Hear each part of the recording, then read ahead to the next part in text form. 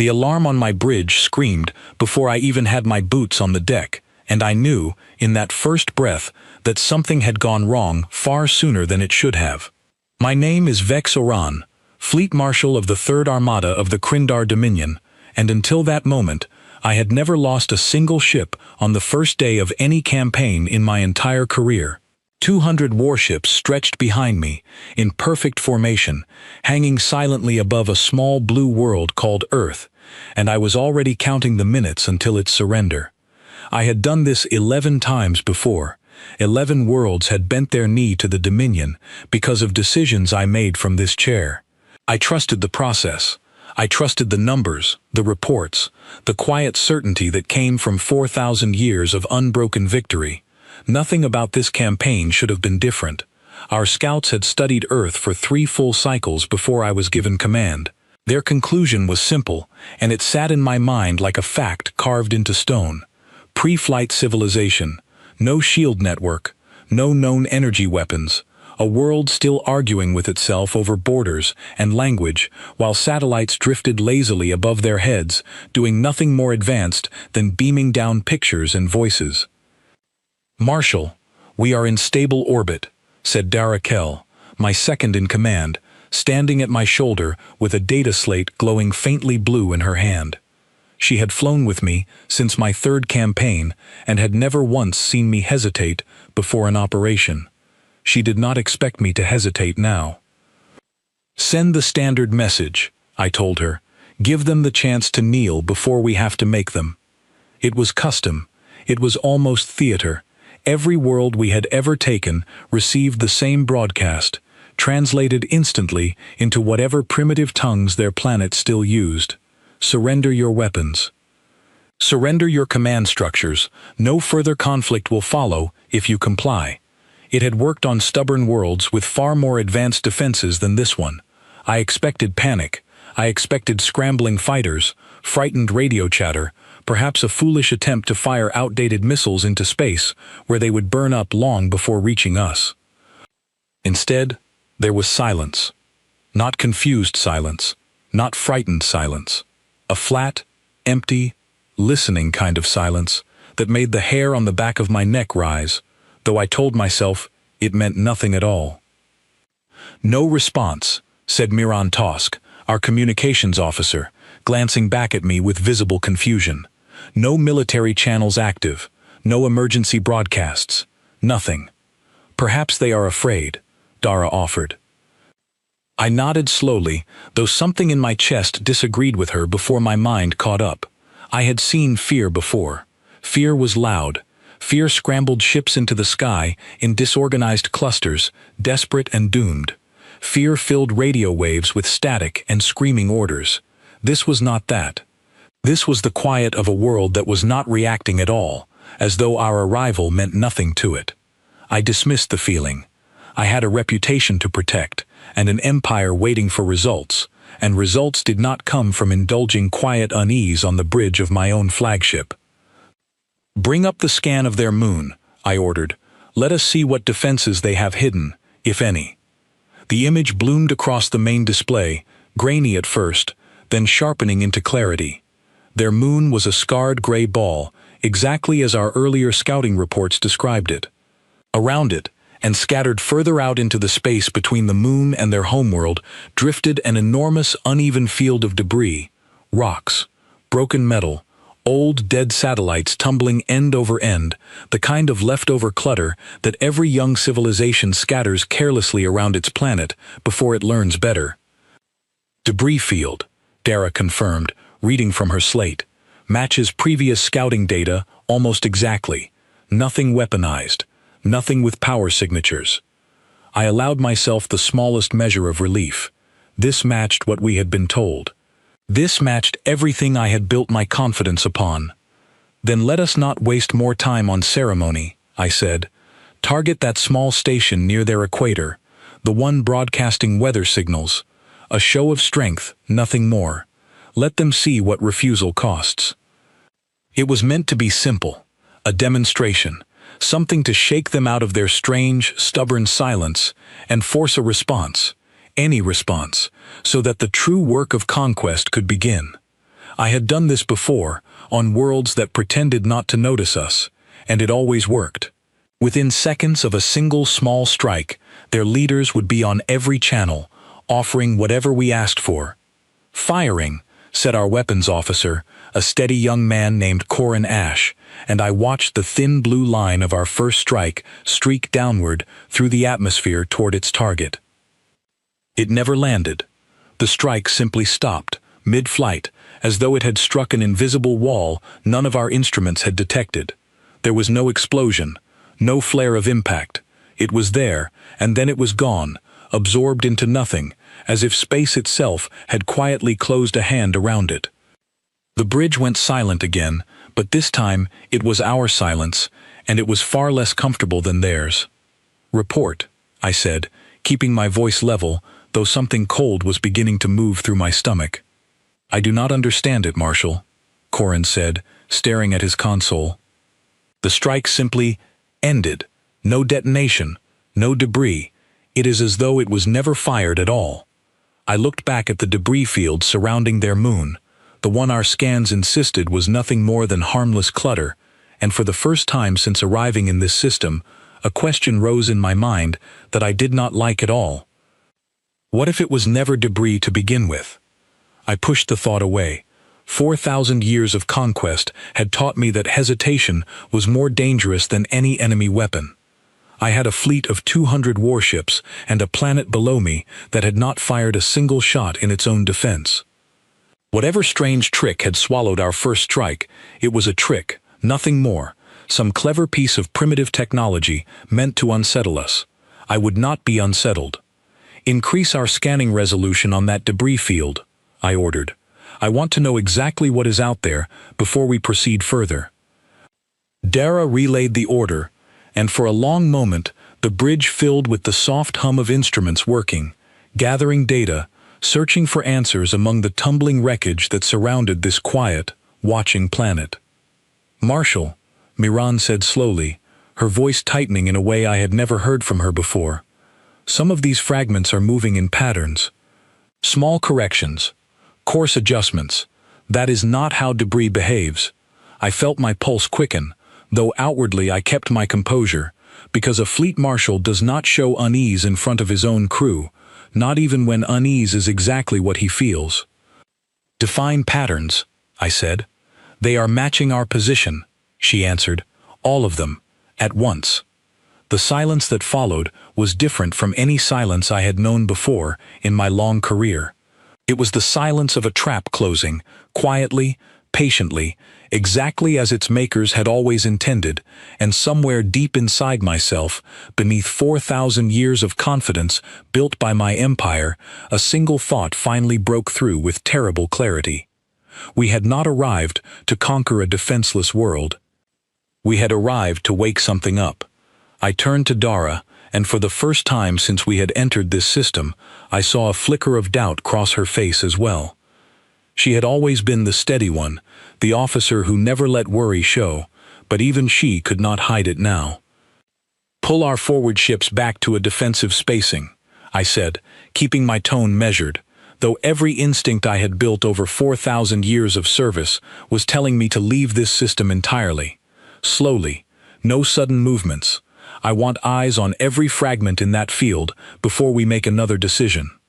"Yes, Marshal," she said, already relaying the order through the fleet network. I watched the tactical display update as our ships adjusted formation, spreading wider, putting more distance between themselves and the drifting field around the moon. It should have made me feel safer. Instead, it only made the silence feel heavier, because for every meter we retreated, the fragments in that field seemed to drift along with us, as though matching our motion without ever appearing to move at all. "Marshal," Corin said quietly from his station, "weapon systems are reporting full readiness.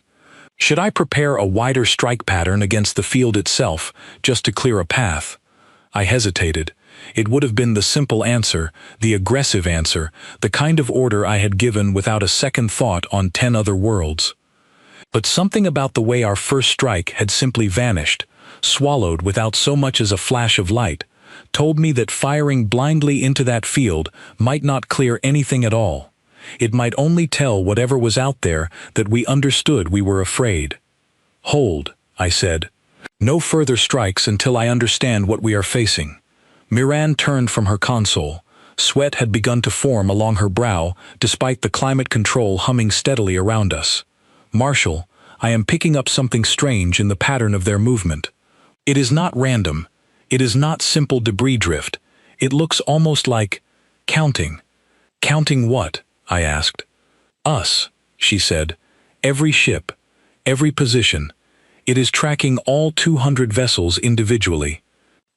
I felt something cold settle into my chest, a feeling I had not experienced since my very first campaign as a young officer, long before I understood how thoroughly the Dominion's strength could crush any resistance a young world might offer.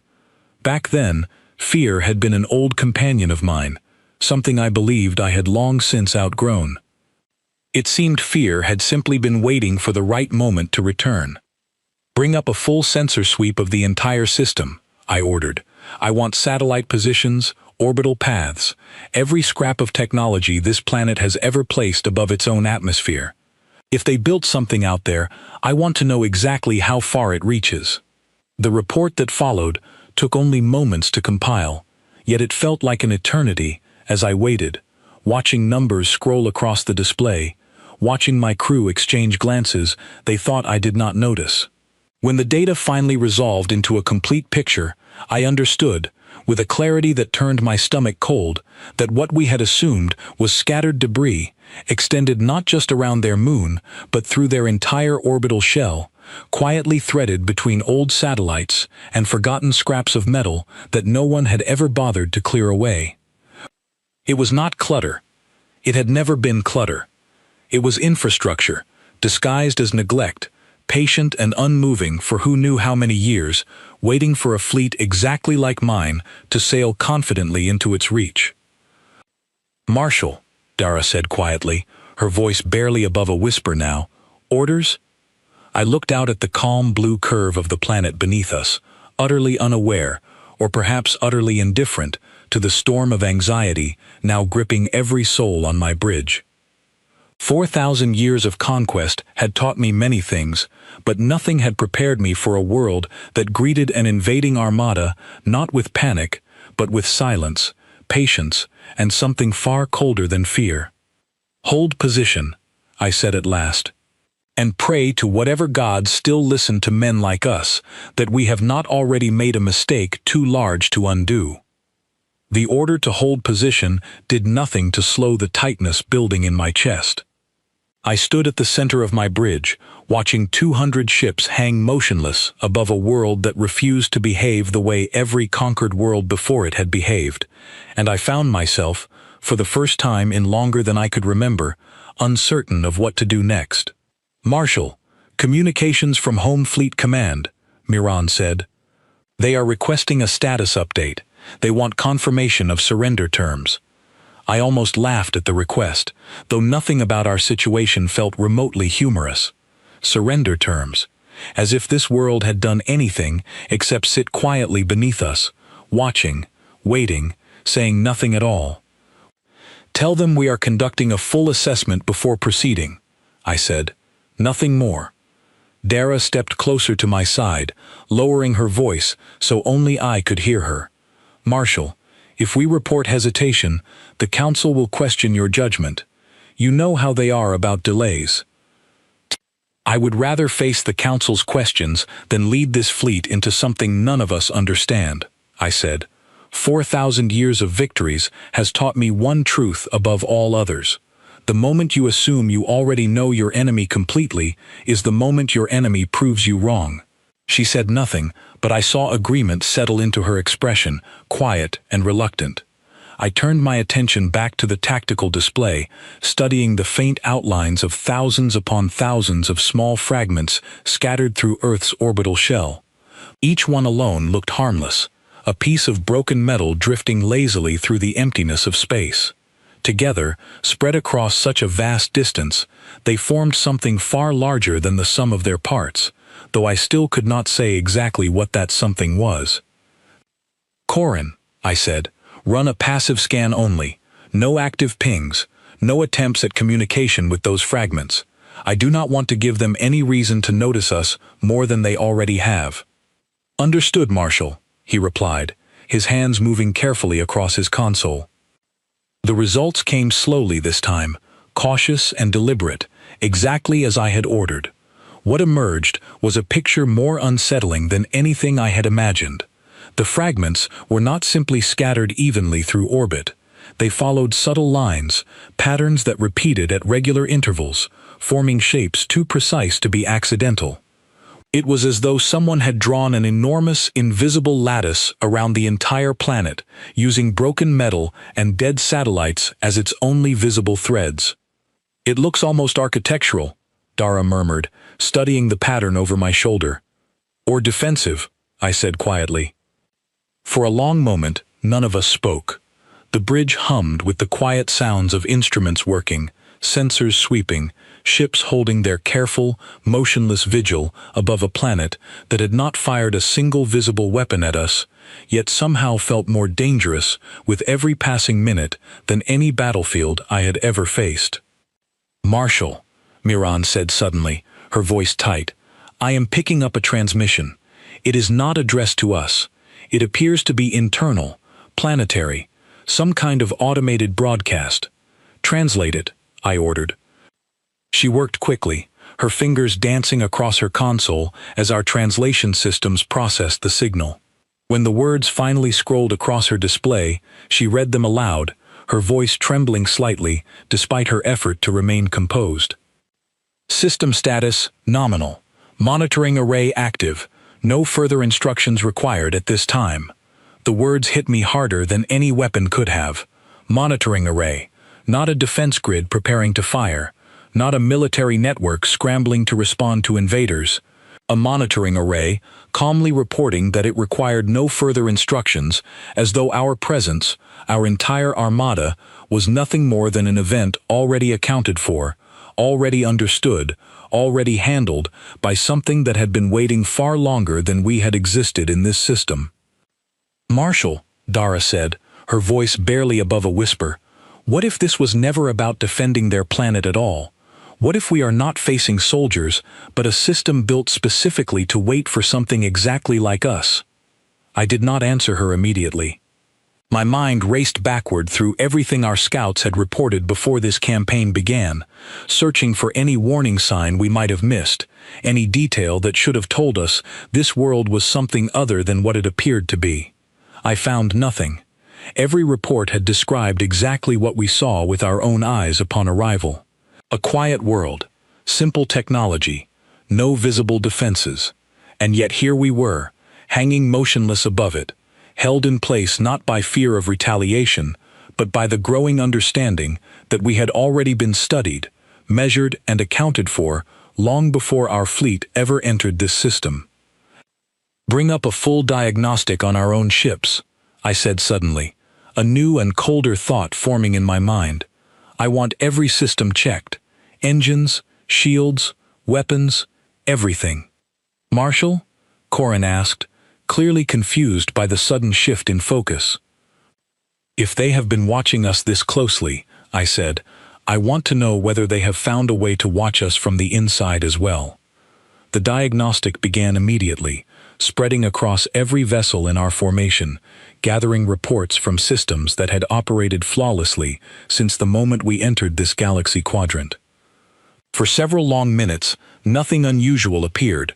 Engines ran within normal parameters, shields held steady, weapons remained fully charged and ready. Then, quietly, almost too subtly to notice at first, a single anomaly appeared on the diagnostic report from one of our support vessels near the edge of our formation. "Marshal," Corin said slowly, "ship designation Talon 9 is reporting a minor fluctuation in its core reactor output. Nothing severe. It could be a simple maintenance issue." I felt every instinct I had built over 4,000 years of service scream that this was not a coincidence. "Contact Talon 9 directly," I ordered. "I want their captain on this channel immediately." Miran worked quickly, opening a direct line to the smaller vessel drifting quietly at the edge of our formation. When the connection opened, the voice that answered belonged to a young captain named Elric Wynn, a steady and capable officer who had served under my command for over a decade. "Marshal," he said, his voice carrying the first hints of confusion, "our reactor readings have shifted slightly, but our systems show no external cause. Everything appears normal from our side." "Run a full internal scan," I ordered. "Every system, every subroutine, everything connected to your core." There was a pause, longer than it should have been, before his voice returned, quieter this time, edged with something I recognized instantly because I had heard it in my own voice only minutes earlier. "Marshal, I am seeing something strange in our navigation subroutine. It looks like an unfamiliar process running alongside our own systems. I do not recognize its origin." My chest tightened painfully. "Shut it down. Immediately." "Attempting to, Marshal," he said, his voice growing tighter with every passing second. "It is not responding to standard shutdown commands. It appears to be learning from our attempts to remove it." The bridge fell utterly silent around me, every officer holding their breath as they listened to a conversation none of us wanted to be having. "Elric," I said, forcing calm into my voice, though none remained inside me, "disconnect your ship from the fleet network immediately. Do not wait for confirmation. Do it now." "Understood, Marshal," he said, and for a brief moment I believed we had caught the problem in time. Then his voice returned one final time, quieter than before, almost gentle in its confusion. "Marshal, our systems are reporting full compliance with an external directive I do not recognize. I do not understand where it originated. It simply says, 'Stand by.'" The connection ended abruptly, not through any command we gave, but through something else entirely, something that had clearly decided the conversation was no longer necessary. I stood frozen on my bridge, staring at the sudden silence where Elric Wynn's voice had been only seconds before, and for the first time since arriving in this system, I understood, with absolute and terrible clarity, that whatever we were facing had already found its way inside our fleet. We had not simply been watched from a distance. We had already been touched. "Marshal," Dara said, her voice sharp with urgency. "Orders. What do we do?" I forced myself to think clearly, though every part of me wanted to simply order a full retreat and leave this system behind forever. A commander who abandons a campaign on unconfirmed fears would not survive the Council's judgment. And worse, I still did not fully understand what threat we faced. Retreating blindly could be just as dangerous as remaining. "Isolate every ship's core systems from the shared fleet network," I ordered. "No shared data streams. No synchronized navigation, nothing that could allow whatever is out there to move freely between our vessels." "That will slow our coordination significantly," Corin warned. "I am aware," I said.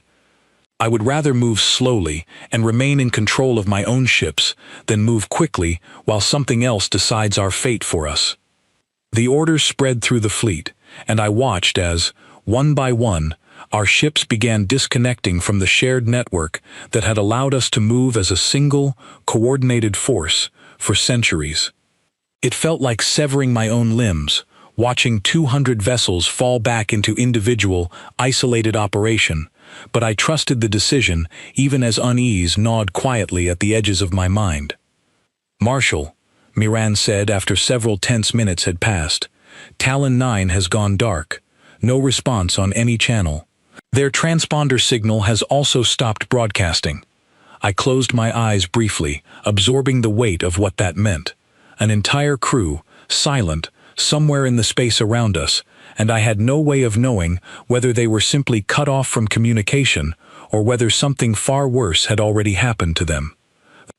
"Send a scout craft to investigate," I said. "Small, minimal systems, nothing that could be easily infiltrated. I want visual confirmation only." "Understood," Dara replied, already relaying the order. While we waited, I studied the tactical display once more, watching the strange lattice of debris surrounding the planet below us, still motionless, still patient, still giving no outward sign that it had done anything at all. It occurred to me then that whatever this system was, it did not need to announce its actions. It simply acted, quietly and precisely, and allowed the results to speak entirely for themselves. The scout craft reached Talon 9 within minutes, its sensors sweeping the silent vessel from a careful distance. What it found only deepened the unease already spreading through my crew. "Marshal," the scout pilot reported, her voice tight with confusion, "Talon 9 appears fully intact. No hull damage, no signs of impact or attack, but all systems, all of them, show zero power output. It is completely dark." "Life signs?" I asked, though I already feared the answer. There was a pause before she responded. "Unable to confirm from this distance, Marshal. Internal sensors are also offline." I felt something heavy settle over the entire bridge as the reality of our situation became impossible to ignore. An entire warship, fully intact, its crew unreachable, its systems dead, without a single visible act of aggression against it. Whatever had done this had not destroyed the ship, it had simply reached inside it, quietly, and turned everything off. "Marshal," Dara said quietly, "if this can happen to one ship without warning, it can happen to any of them." "I am aware," I said, my voice tighter than I intended. I looked out at my armada, spread across the space above this small, quiet planet, and for the first time in 4,000 years of service to the Dominion, I felt the full weight of true uncertainty settle over me. We had come expecting a simple conquest. Instead, we had wandered into something patient, something silent, something that had clearly been waiting far longer than any of us understood, and it had only just begun to show us the smallest fraction of what it was capable of doing. I ordered every remaining ship to hold absolute formation, weapons ready, but I gave no command to fire. Whatever intelligence controlled the field around us had not attacked with any weapon we could identify, and I refused to strike blindly at an enemy I could not yet see clearly. My crew watched me with a mixture of confusion and quiet fear, waiting for orders that would make sense of what we had just witnessed, and I had none to give them beyond patience. "Marshal," Miran said, breaking the heavy silence that had settled over the bridge, "I am detecting a change in the debris field's pattern. It is shifting again." "Show me," I said. The display updated slowly, revealing thousands upon thousands of fragments beginning to drift into new configurations, forming shapes that repeated across the entire orbital shell surrounding the planet. It reminded me, uncomfortably, of a slow and deliberate breath being drawn in before some far larger action. "Dara," I said quietly, "prepare the fleet for immediate withdrawal." She turned to me sharply. "Marshal, a full withdrawal now would abandon Talon 9 and its crew." "I am aware of what it would abandon," I said, my voice heavier than I intended. "But if I am wrong about the danger we face, we lose one ship. If I am wrong about waiting, we may lose everything." She hesitated only a moment before nodding and relaying the order. Across the fleet, engines began to hum with renewed power as 200 ships prepared to retreat from a planet that had not fired a single visible weapon in its own defense. We were too late. The moment our engines engaged, every screen across my bridge flickered simultaneously, a single unified pulse of interference sweeping through our sensors so quickly that none of my crew had time to react before it passed. For a heartbeat, the entire bridge went dark, emergency lighting flooding the space in a dim red glow, and my stomach dropped with a dread I had never known in 4,000 years of service. Then the lights returned, and with them, a silence far worse than any alarm could have been. "Report," I said, my voice barely steady. Corin's hands moved rapidly across his console, his expression shifting from confusion to open horror as data scrolled past faster than he could process it. "Marshal, I am reading power loss across the entire fleet." "Define entire," I said sharply, though some part of me already understood the answer before he spoke it. "All of it," he said, his voice cracking slightly. "Every ship, simultaneously, reactors reporting critical output failure across 200 vessels at once." I turned toward the main viewport, where only moments before our armada had stretched in a proud, orderly formation above the planet below. Now, ship after ship drifted silently in the dark, running lights fading, main engines cold, entire vessels going dormant, as though some invisible hand had simply reached out and closed a switch inside each of them at precisely the same instant. "How?" I said, more to myself than to anyone else on the bridge. "How is this possible?" "Marshal," Dara said, her voice trembling now despite her years of discipline, "our own ship's systems are showing the same fluctuations Talon 9 reported before it went dark. The unfamiliar process. It is here too." I felt something close around my chest, tight and suffocating, as I finally understood the full shape of what we had walked into. This was never a battle we could have fought in the traditional sense. Not with weapons, not with strategy, not with any tactic 4,000 years of conquest had taught me to rely upon. Whatever waited beneath us had never needed to fire a single shot in anger. It had simply been given time, patient and endless time, to learn everything about ships like ours, long before we ever arrived to test its patience. "Marshal," Miran said, her voice barely above a whisper now, "I am picking up a new transmission. It is addressed directly to our flagship." My chest tightened further. "Play it." The voice that followed was calm, almost gentle, utterly unlike the panicked screaming I had expected from a world under invasion. It spoke in perfect translation, without hesitation, without anger, as though reciting a simple fact rather than delivering a warning. "Unauthorized fleet detected. Assessment complete. Threat level, minimal. Continued presence, unnecessary. Systems returning to standby." The words settled over the bridge like a weight none of us could lift. Threat level, minimal. 200 warships, an armada that had subdued 11 worlds before this one, dismissed in a single automated sentence as nothing more than a minor inconvenience to be quietly neutralized and then forgotten. "Marshal," Corrin said, staring at his console in disbelief, "our own reactor core is beginning to show the same fluctuation pattern." I looked around my bridge, at the faces of officers who had followed me through 11 successful campaigns, now staring back at me with the same silent question in their eyes. What do we do? What can we do? I had no answer for them, because for the first time in my long career, I understood that there was nothing left to do at all. "All hands," I said, forcing my voice to remain steady, though everything inside me had gone cold. "Prepare emergency protocols. If our systems fail, we rely on manual life support only. Conserve everything you can." It was a hollow order, and every officer on that bridge knew it as well as I did, but giving my crew something to focus on felt like the only mercy left within my power to offer. The fluctuation reached our own reactor core less than a minute later.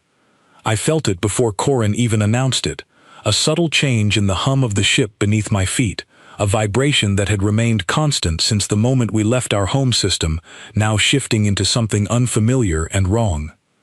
Lights along the bridge dimmed, then steadied, then dimmed again, each cycle a little longer than the last, as though something were slowly, carefully, deliberately, turning down every function of my ship, one piece at a time. "Marshal," Dara said quietly, gripping the edge of her console as the ship shuddered faintly around us, "I do not think we are meant to survive contact with whatever this planet has built." I did not answer her immediately. Instead, I watched the main viewport, where 200 ships that had once represented the unstoppable might of the Dominion now drifted silently in the dark, one after another falling dormant, their crews trapped inside cooling hulls with no power to call for help and no way to fight back against an enemy they had never even seen.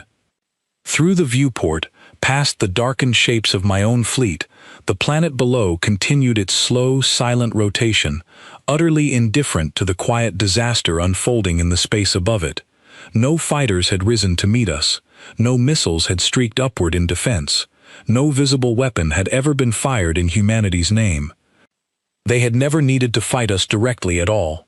They had simply built something patient enough to wait, precise enough to strike without warning, and confident enough in its own design to describe an entire armada, the pride of an empire that had conquered 11 worlds before this one, as nothing more than a threat level of minimal concern. As the lights on my own bridge began their final, slow fade into darkness, I found myself thinking not of the council that would demand answers I could no longer give, nor of the 11 worlds I had once subdued with such absolute confidence, but of the quiet, terrible truth now settling over everything I had ever believed about strength, about conquest, and about the true meaning of being prepared for war. We had come searching for a defenseless world.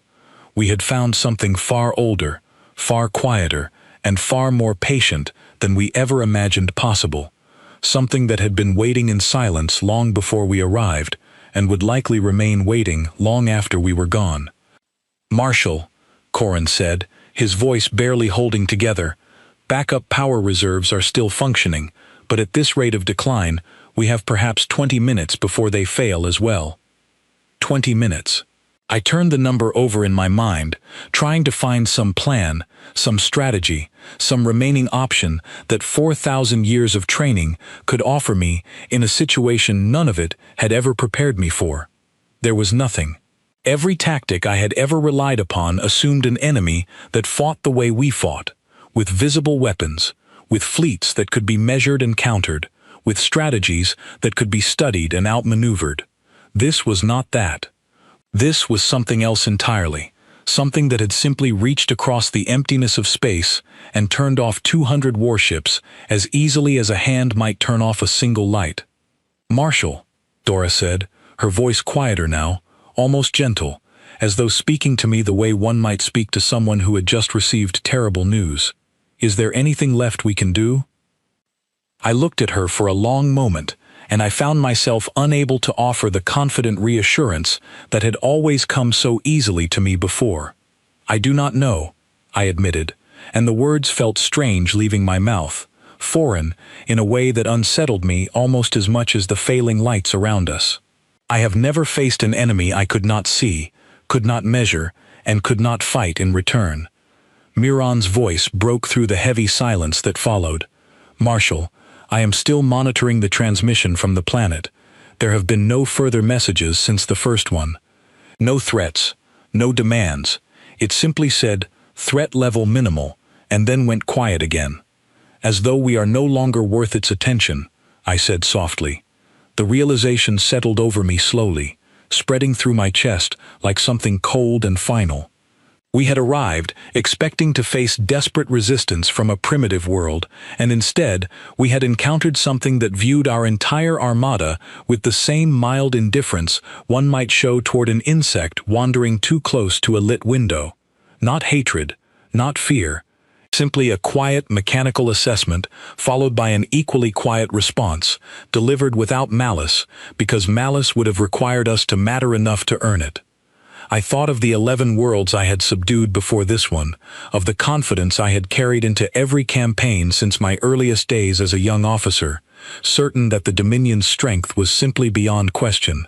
I thought of how easily that certainty had crumbled within the span of a single day, undone not by a rival empire, not by some greater power we had always known to fear, but by a quiet, patient world that our own scouts had dismissed as primitive, without ever understanding what patience truly meant. "Marshal," Corin said, his voice tightening further, "reserve power at 40%, and falling." I nodded slowly, though the gesture felt hollow, even as I made it. There was nothing left to command, no order that could change what was already unfolding around us. I thought, briefly, of ordering an evacuation, of sending what few escape vessels remained functional out into the emptiness of space in some desperate hope of survival, but even as the thought formed, I understood how unlikely such an effort would be to succeed against something that had already proven it could reach into the deepest systems of our ships without any visible intrusion at all. Still, I could not simply sit and wait for the end without trying. "Dara," I said, forcing steadiness into my voice one final time, "prepare the escape pods. Any crew member able to reach one should do so immediately. It may not save us, but I will not deny anyone the chance to try." She nodded, relaying the order through what remained of our failing communications network, and around me, I watched my crew begin to move with quiet, controlled urgency, gathering what little they could carry, making their way toward the escape bays scattered throughout the ship. There was no panic, no chaos, only the calm, practiced discipline of officers who had trained for emergencies their entire careers, even if none of them had ever imagined an emergency quite like this one. I remained on the bridge as the lights continued their slow, steady decline, watching through the viewport as more and more of my fleet fell silent around us, ship after ship going dark in the emptiness of space, until nearly the entire Armada hung motionless and powerless above a planet that had not fired a single visible shot in its own defense. "Marshal," Miran said quietly, her hand trembling slightly as she worked at her failing console, "I have managed to route a final message through what remains of our long-range communications. It will not reach home for several cycles, but it will reach them eventually." "Send it," I said. "Tell them the truth, all of it." She nodded, and I watched as she began composing the message that would carry the last honest account of what had happened here, a warning delivered not through strength or victory, but through the quiet ashes of an Armada that had once believed itself unstoppable. As the final systems on my bridge began to fail around me, plunging the space into a darkness broken only by the faint glow of emergency lighting, I found myself thinking of nothing but the calm, mechanical voice that had dismissed our entire fleet as a threat level of minimal concern. It was not the cruelty of that judgment that haunted me in those final moments. It was the accuracy of it. I do not remember losing consciousness on that bridge, only the slow, creeping cold that spread through the ship as its systems failed one by one, and the strange, distant sound of Dara's voice calling my name from somewhere near the escape bay before everything went silent around me. When awareness returned, I found myself inside a cramped escape pod, drifting quietly through open space, my body aching from the sudden cold that had swept through the ship in its final moments. I was alone. The pod's small display flickered weakly, powered by its own separate reserve, still untouched by whatever had claimed the rest of my fleet. Through the narrow viewport, I could see fragments of my Armada scattered silently across the darkness, dozens of ships hanging motionless where they had drifted since their systems failed, their crews trapped inside cooling hulls with no way to signal for help. I did not know how many pods had launched successfully before the final systems collapsed. I did not know how many of my crew had survived. I knew only that I was alive, drifting quietly through the wreckage of an Armada that had once represented 4,000 years of unbroken conquest, and that somewhere far below me, a planet we had once dismissed as primitive, continued its slow rotation, entirely undisturbed by the disaster it had so effortlessly caused.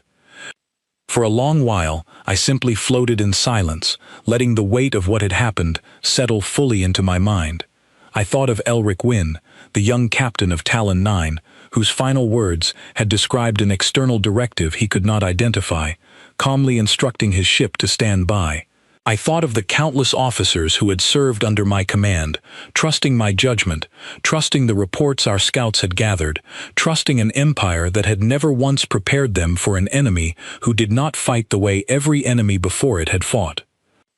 I thought, too, of the calm, mechanical voice that had assessed our entire Armada and dismissed it as a threat level of minimal concern, and I found myself, despite everything, trying to understand exactly what kind of civilization could build something capable of delivering such judgment without ever needing to raise a single weapon in open battle. It was Dara who found me eventually, her own escape pod drifting close enough for a short-range signal to reach mine. Her voice, when it came through my small communicator, was rough with exhaustion, but unmistakably alive, and I felt a relief so sudden and so total that it nearly overwhelmed the numbness that had settled over me since the fleet's collapse.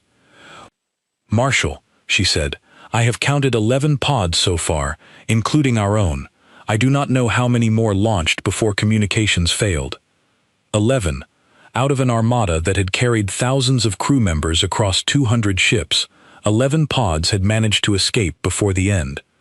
I closed my eyes briefly, absorbing the full weight of that number, before forcing myself to focus on what remained within my control. "Gather every pod you can reach," I said.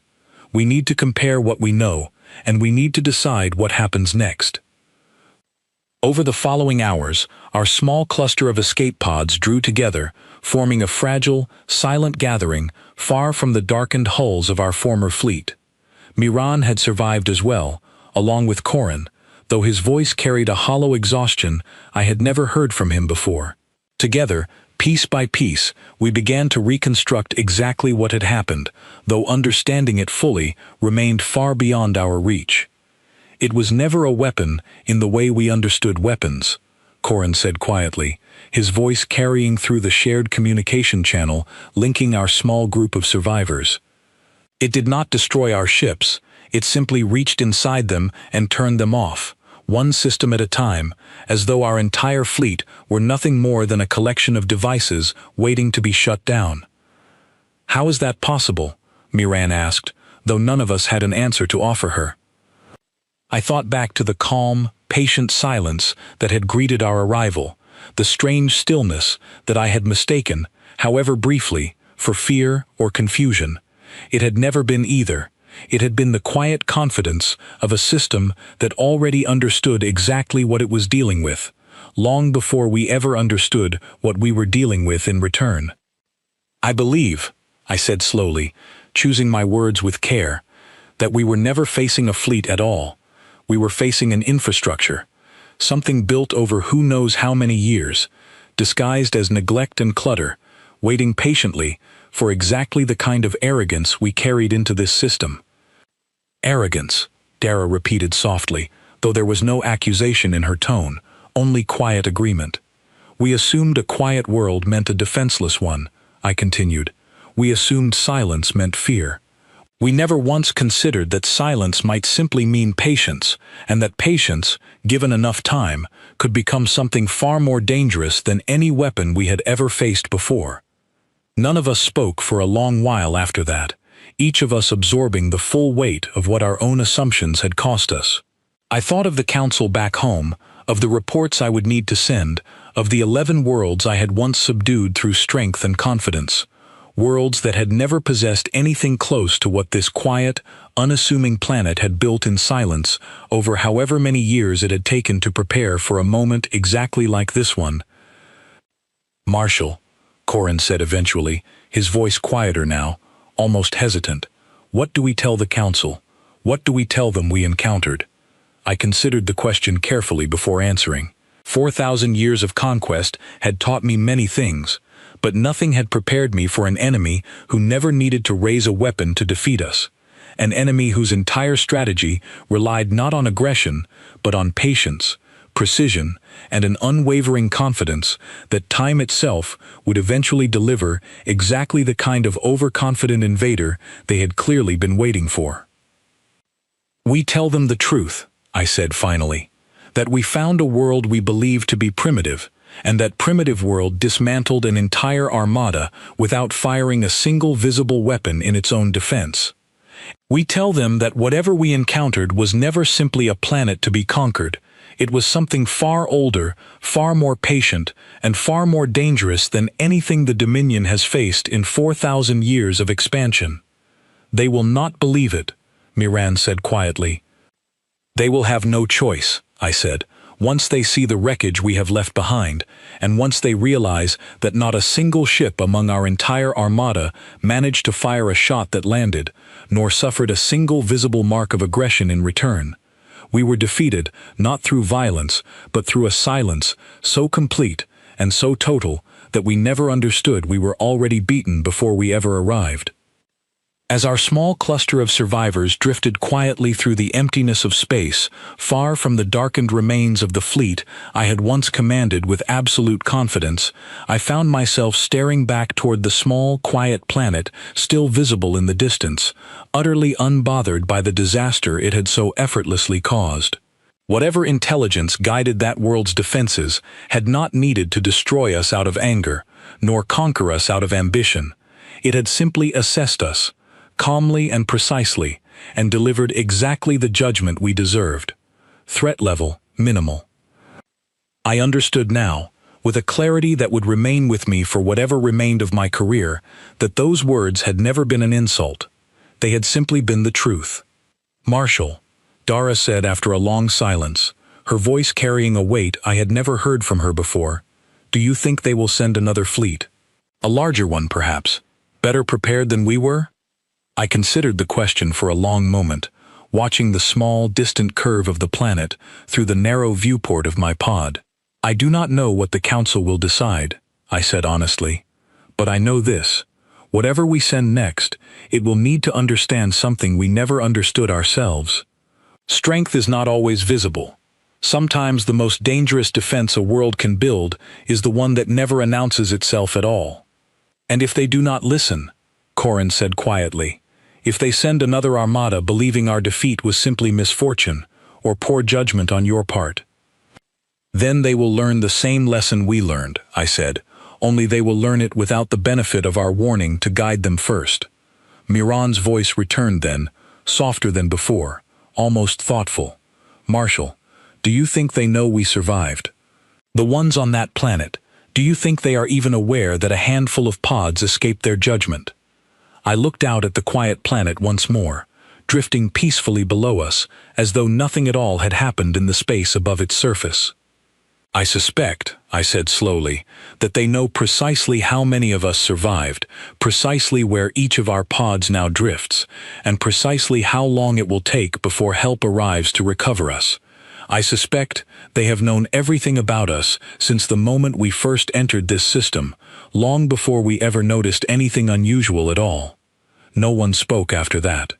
We simply drifted together in silence, survivors of an armada that had once represented the full might of an empire 4,000 years in the making, now reduced to a handful of pods scattered quietly through the dark, waiting for rescue from a system that had already proven, beyond any doubt, exactly how little our strength had ever truly meant.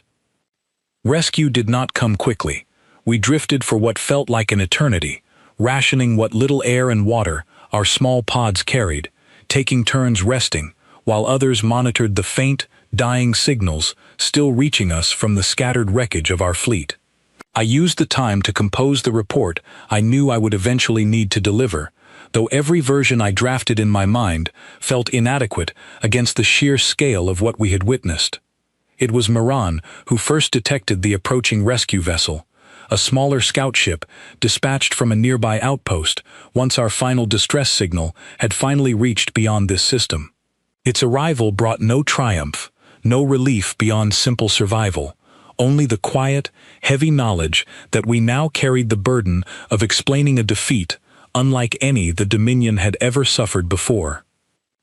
Before we were pulled fully aboard the rescue vessel, I asked its captain, a steady young officer named Colin Marsh, for a brief delay, insisting on one final transmission before we left this system behind entirely.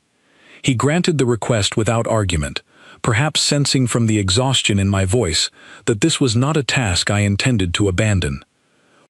I recorded the message alone, seated in a small communications chamber aboard the rescue vessel, watching through a narrow viewport as the distant, silent wreckage of my armada continued its slow drift through the emptiness of space.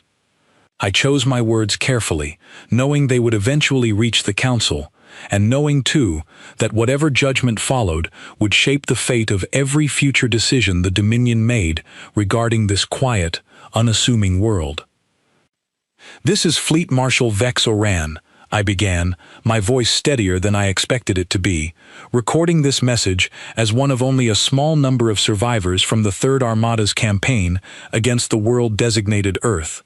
I am transmitting this not as a report of victory, nor even as a report of defeat in the traditional sense, but as a warning that I believe the Council must understand fully before any further action is considered regarding this system. I paused, gathering my thoughts before continuing. Our scouts described this world as primitive, defenseless, and unprepared for conflict. That assessment was accurate in every visible measure we studied before our arrival. What our scouts failed to detect, And what none of us understood, until it was far too late to act upon, was that this world's true defense was never meant to be visible at all. It was built quietly, patiently, and invisibly across what I now believe must have been many years of preparation, disguised entirely as harmless debris scattered throughout their orbital shell. I thought of Elric Wynn as I spoke, of his calm, confused voice, describing an external directive he could not identify, moments before his ship fell silent forever.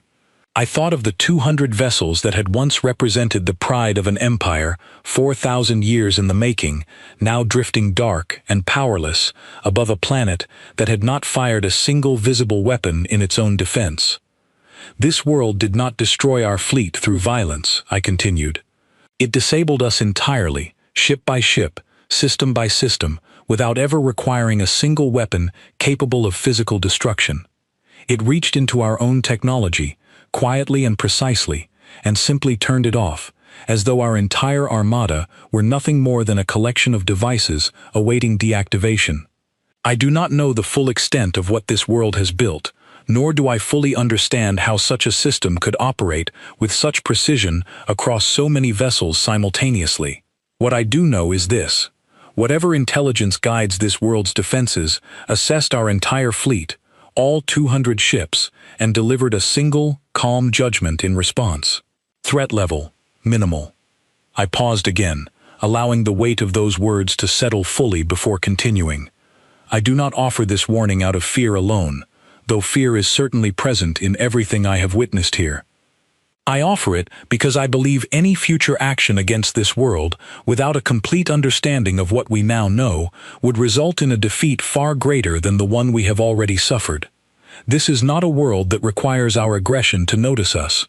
It has already noticed everything about us, long before we arrived, and will likely continue watching long after we are gone. I considered ending the message there, but something within me, some quiet, lingering curiosity that had survived even the wreckage of my own confidence, urged me to continue a little further. In the final moments before our fleet's systems failed entirely, I received a single transmission from the planet below, delivered not in anger, nor in triumph, but in the calm, mechanical tone of a system simply reporting a completed task. It described our entire armada as an unauthorized fleet, assessed our threat level as minimal, and stated that our continued presence was unnecessary before returning to standby. I have turned those words over countless times in the hours since, searching for some deeper meaning, some hidden threat or challenge buried within them. I have found none. I believe now that the words meant exactly what they said. We were never significant enough to warrant anything beyond the simplest, most efficient response available. I closed my eyes briefly before continuing, gathering the last of what I intended to say. 4,000 years of conquest taught me to measure strength through visible power, through fleets and weapons and shows of force capable of intimidating lesser worlds into submission. This world has taught me something else entirely, something I believe the Council must consider carefully before choosing any further course of action.